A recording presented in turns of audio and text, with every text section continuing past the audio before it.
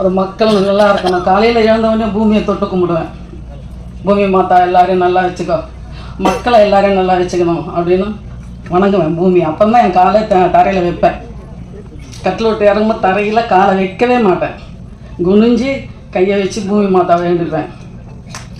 அப்புறம் 5 பஞ்சபூதங்களும் எங்களை காக்க வேண்டும், மக்களை காக்க வேண்டும் என்று வேண்டிக் கொள்வேன். அதனால் தெய்வம்தான், சாமி வணங்குங்க, தெய்வம்தான் நம்மளுக்கு. அவங்கள மறக்கவே கூடாது. அவங்க இருந்தால் நம்ம எல்லாமே நல்லா இருப்போம், நல்லா மேலே வருவோம். என் குழந்தை இன்னும் தீர்க்காயுசோடு இருந்து எல்லாருக்கும் நல்ல சேவை பண்ணணும்னு ஆசை.